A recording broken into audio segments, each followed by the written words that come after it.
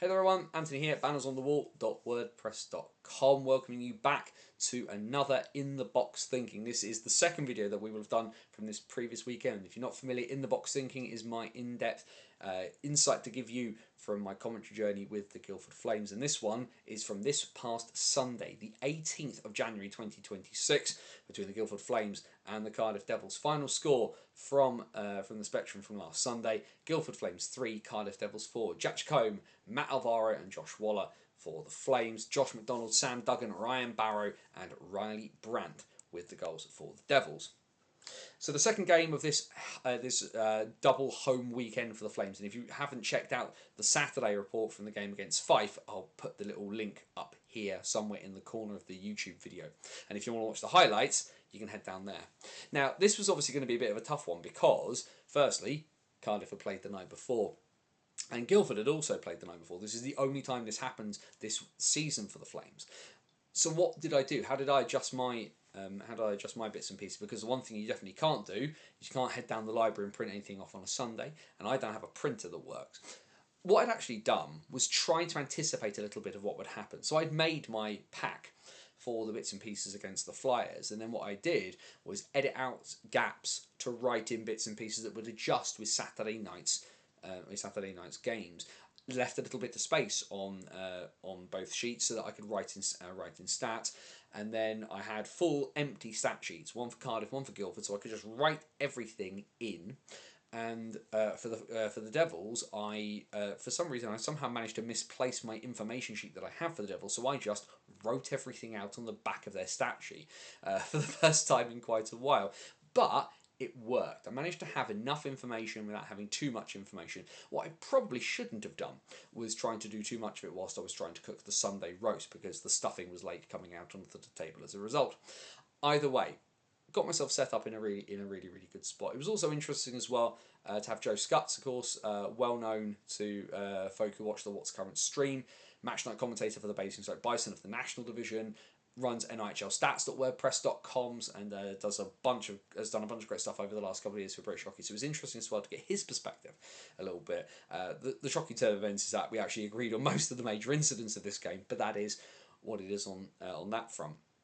Either way, it was a case of just being as prepared as you can be with the lack of time that you were going to have, but made it work. And also the useful bit about getting to the rink when I do, my call time is generally about 75 minutes before face-off, so I had time to sit down, double check bits and pieces, fill bits and pieces in. For example, no Ben Bounds, and I didn't have Harry Thomas on my Devil stat sheet, so there was a quick scuttling around for little bits of information. I have time to do that whilst knocking back my oat milk latte. The game itself, I think, is actually probably one of the best games I've watched this season in Guildford. Now, there are two incidents that, of course, are doing the rounds off of this one. So let's run straight towards the elephants in the room. The Christian Stover save, for me, is really good. I did see somebody saying, but he passed it into his glove. The reason why that Chacombe ends up shooting directly into the glove of Christian Stover is because Chacombe is committed to his shooting action, and Stover anticipates it and puts his glove there in time. It is a worldie of a save. There is literally no point doing a best saves thing, top 5 countdown from the Elite League Management Office this weekend, because there was one save worthy of it. It is really surreal still, with the fact it's been doing the rounds so much, to hear my voice repeated back at me that often, because normally I can just avoid it, or I can quickly skip back through the game tape when I'm doing my review of stuff to watch bits and pieces, but it just keeps cropping up at the moment because it's a very good save. The other bit is the disallowed goal for the Flames at the end of towards the end of the game. Now, in my personal opinion, this was a good goal.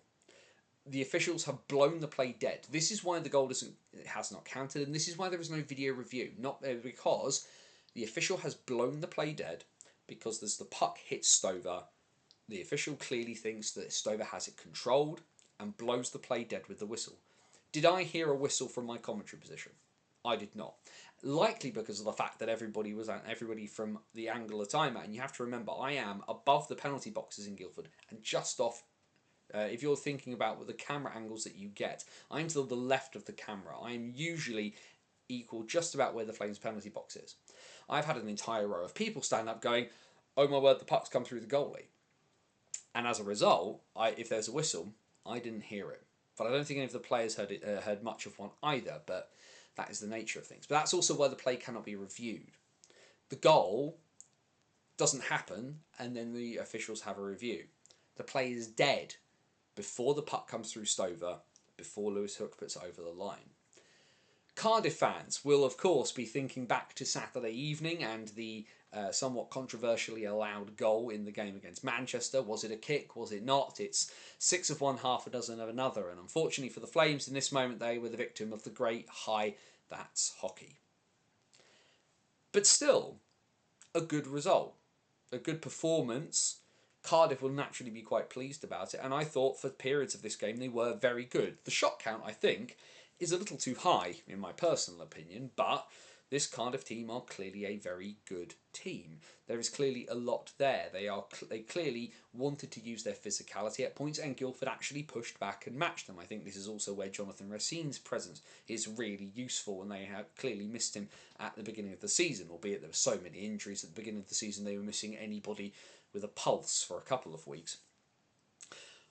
What I think the Flames were guilty of here at times was just, like I said, it was at times being a little bit too cute. The Ryan Barrow goal was a really key instance of this, trying to just chip a puck through rather than just keeping it on the ice and pushing it away and getting it out. Ferguson, Brand, Barrow, the combination, it works, and it is a very, very pretty goal. The other goals are goals that happen in hockey. Think of Jacomb's early goal, gets a tip off of a shot in front. Alvaro's goal basically bounces off of his backside off of the shot of Racine. Duggan's goal is a stick on the ice. The power play goal, frustrating of course. Jacomb is just the wrong side of Brandt, who manages to keep his stick on the ice and redirect the puck past Taz Berman. And people will have said, well, why was Berman playing and not Fazio? Well, Berman beat Cardiff twice over the new year and knows how a lot of those guys work. Why wouldn't you give Taz Berman that opportunity there? It is what it is. Very interested to see who plays on Wednesday night against Belfast. Ultimately, what I think the Flames can take heart from, and they need to not get too down about it, because the result is what it is. Let's be honest with ourselves, shall we? The Guildford Flames are not winning the Elite League title. Cardiff, still in the running. Do they have the depth to beat Nottingham and Belfast? I'm not sure they do. But they are there or thereabouts where Guildford are not.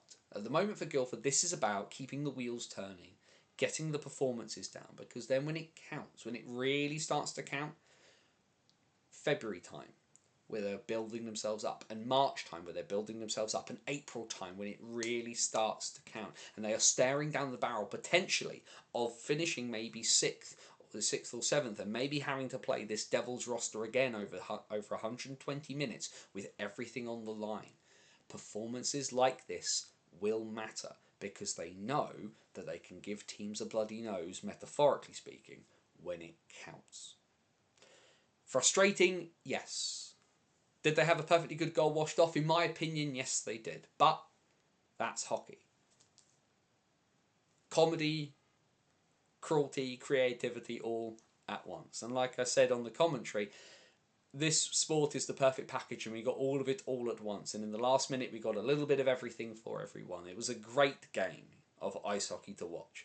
If somebody said to me, show me a good game that would really entertain me, make me want to come back again, I would probably show you this. Somebody has to lose. It's the nature of the beast. We look to Wednesday night, and what comes next against a Belfast Giants side that struck 12 at the weekend. Head up there if you've not checked out the Fife report for that one as well. Did a video for that too.